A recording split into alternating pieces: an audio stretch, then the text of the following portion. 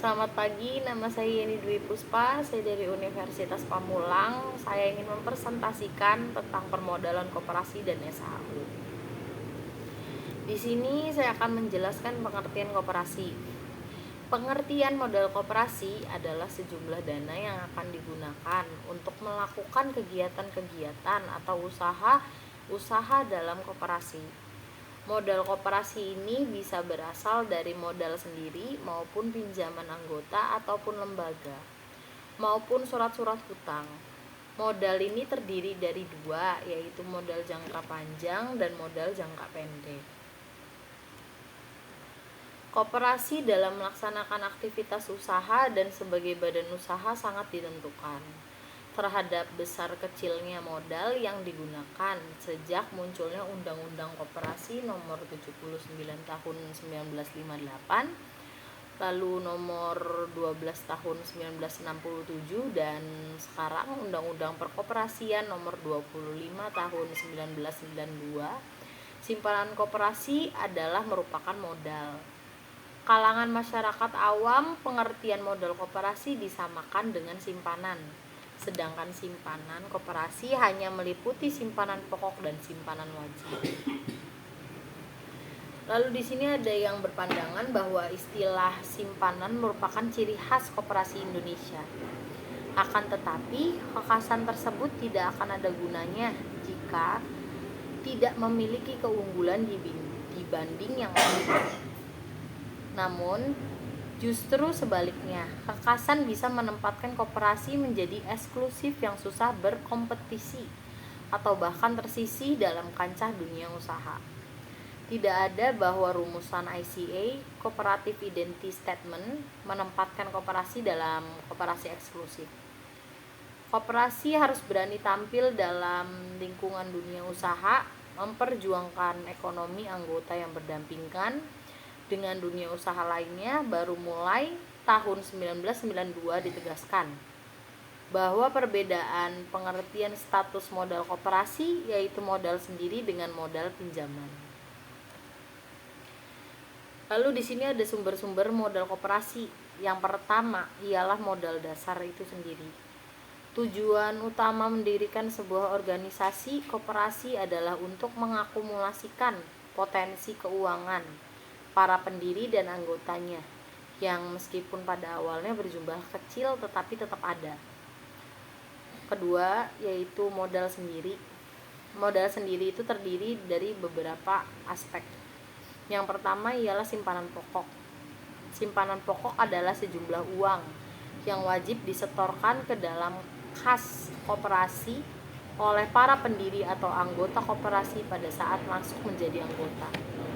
Simpanan pokok tidak dapat ditarik kembali oleh anggota koperasi tersebut selama yang bersangkutan masih tercatat menjadi anggota koperasi. Lalu yang kedua ialah simpanan wajib. Konsekuensi dari simpanan ini adalah harus dilakukan oleh semua anggota koperasi yang dapat disesuaikan besar kecilnya dengan tujuan usaha koperasi dan kebutuhan dana yang hendak dikumpulkan. Arena itu akumulasi simpanan wajib para anggota harus diarahkan mencapai jumlah tertentu agar dapat menunjang kebutuhan dana yang akan digunakan menjalankan usaha koperasi. Yang ketiga itu sendiri ialah tentang dana cadangan.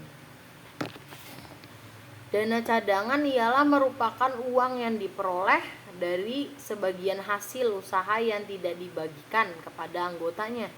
Tujuannya sendiri adalah untuk memupuk modal sendiri yang dapat digunakan sewaktu-waktu apabila koperasi membutuhkan dana secara mendadak atau menutup kerugian dalam usaha tersebut.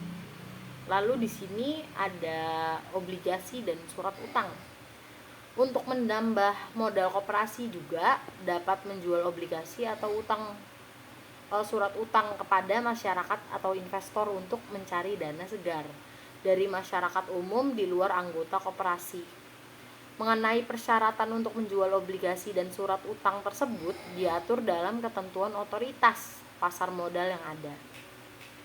Lalu di sini adalah sumber keuangan lain. Sumber keuangan, kecuali sumber keuangan yang berasal dari dana yang tidak sah, dapat dijadikan tempat untuk meminjam modal. Lalu di sini ada pemupukan modal dari penyertaan modal, yaitu yang pertama adalah modal ventura. Bentuk penyertaan modal di mana setelah selang waktu yang telah ditentukan atau 10 tahun, modal harus ditarik kembali oleh pemilik modal tersebut. Dalam koperasi, penyertaan modal pada dasarnya adalah investasi. Dalam pemiliknya harus diberi bukti dalam bentuk saham. Pemilik modal ventura tidak mempunyai hak suara, tetapi jika koperasi tersebut bubar, berhak menerima dividen terlebih dahulu. Lalu pemberian keleluasaan tanpa batas kepada modal penyertaan bisa membahayakan. Di lain pihak, kalau terlalu membatasi akan memperkecil ruang masuknya modal penyertaan itu sendiri. Lalu di sini ada penyisihan laba BUMN atau BUMD, yaitu sumber lain modal koperasi. Dari dana penyisihannya sendiri dari 1 sampai 5% dari laba BUMN atau BUMD. SK Menteri Keuangan 1989 tentang pembinaan SME dan koperasi untuk pengadaan bahan baku dan modal usaha. Lalu ada penggunaan dana, yaitu yang pertama ialah diklat koperasi primer. Lalu yang kedua ialah investasi yang bermanfaat bagi penguatan modal koperasi primer itu sendiri. Yang ketiga sebagai dana jaminan. Yang keempat pembelian saham perusahaan swasta, dan yang kelima pemasaran dan promosi hasil produksi. Di sini saya juga akan menjelaskan tentang pengertian SHU. Menurut pasal 45 ayat 1 Undang-Undang Nomor 25 Tahun 1992 adalah sebagai berikut, yaitu yang pertama, sisa hasil usaha koperasi merupakan pendapatan koperasi yang diperoleh dalam satu tahun buku dikurangi biaya penyusutan dan kewajiban lainnya termasuk pajak dalam tahun buku yang bersangkutan. Lalu yang kedua ialah SHU itu sendiri setelah dikurangi dana cadangan dibagikan kepada anggota sebanding jasa usaha yang dilakukan oleh masing-masing anggota dengan koperasi serta digunakan untuk keperluan pendidikan, perkoperasian, dan keperluan koperasi sesuai dengan kebutuhan rapat anggota.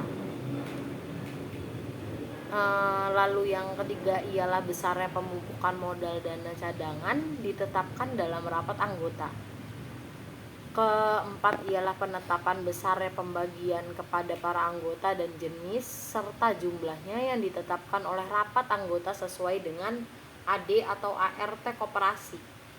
Lalu di sini ada yang kelima, besarnya SHU yang diterima oleh setiap anggota akan berbeda tergantung besarnya partisipasi modal dan transaksi anggota terhadap pembentukan pendapatan koperasi. Lalu selanjutnya ialah semakin besar transaksi anggota dengan koperasinya, maka semakin besar pula SHU yang akan diterimanya. Lalu di sini ada dasar-dasar SHU. Beberapa informasi dalam perhitungan SHU anggota diketahui ada beberapa aspek, yaitu yang pertama SHU total koperasi pada 1 tahun buku, yang kedua bagian persentase SHU anggota, yang ketiga total simpanan seluruh anggota, yang keempat total seluruh transaksi usaha, yang kelima jumlah simpanan per anggota, keenam omset atau volume usaha per anggota. Lalu selanjutnya ialah bagian persentase SHU untuk simpanan anggota dan bagian persentase SHU untuk transaksi usaha anggota. Lalu di sini adalah istilah-istilah informasi dasar, yaitu yang pertama ialah SHU total adalah SHU yang terdapat pada neraca atau laporan laba atau rugi koperasi setelah pajak. Lalu Selanjutnya ialah ada transaksi anggota, adalah kegiatan ekonomi antara anggota terhadap koperasinya. Lalu selanjutnya adalah partisipasi modal, adalah kontribusi anggota dalam memberikan modal koperasinya, yaitu bentuk simpanan pokok, simpanan wajib, simpanan usaha, dan simpanan lainnya. Lalu di sini ada omset atau usaha, adalah total nilai penjualan atau penerimaan dari barang atau jasa pada suatu periode waktu atau tahun buku yang bersangkutan. Lalu selanjutnya ada bagian persentase SHU untuk simpanan anggota, adalah SHU yang diambil dari SHU bagian anggota yang ditunjukkan untuk jasa modal anggota. Lalu yang terakhir ialah ada bagian persentase SHU untuk transaksi usaha anggota, adalah SHU yang diambil dari SHU bagian anggota yang ditunjukkan untuk jasa transaksi anggota. Lalu di sini ada prinsip-prinsip pembagian SHU koperasi. SHU yang dibagi adalah yang bersumber dari anggota. Yang pertama itu, pada umumnya SHU yang diberikan kepada anggota koperasi bersumber dari anggota itu sendiri. Sedangkan SHU yang sifatnya bukan berasal dari transaksi dengan anggota pada dasarnya tidak dibagi kepada anggota, tetapi dijadikan sebagai cadangan koperasi. Lalu selanjutnya itulah ada SHU anggota. SHU anggota adalah jasa dari modal dan transaksi usaha yang dilakukan anggota sendiri. SHU yang diterima oleh setiap anggota pada dasarnya merupakan insentif dari modal yang diinvestasikannya dari hasil transaksi yang dilakukan anggota koperasi. Oleh karena itu, kebutuhan koperasi sendiri, penentuan proporsi SHU-nya untuk jasa modal dan jasa transaksi usaha yang akan dibagikan kepada para anggota koperasi. Lalu di sini ada pembagian SHU anggota dilakukan secara transparan. Proses perhitungan SHU per anggota dan jumlah SHU yang diberikan kepada anggota harus diumumkan secara transparan dan terbuka, sehingga setiap anggota dapat dengan mudah menghitung secara kuantitatif beberapa besaran partisipasinya kepada koperasi. Prinsip ini pada dasarnya juga merupakan salah satu proses pendidikan bagi anggota koperasi dalam membangun suatu kebersamaan kepemilikan terhadap suatu badan usaha dan pendidikan dalam proses demokrasi. SHU anggota sendiri dibayar secara tunai. SHU yang dibagikan per anggota haruslah diberikan secara tunai, karena dengan demikian koperasi membuktikan dirinya sebagai badan usaha yang sehat kepada anggota dan masyarakat mitra bisnisnya itu sendiri. Sekian presentasi dari saya. Wassalamualaikum warahmatullahi wabarakatuh.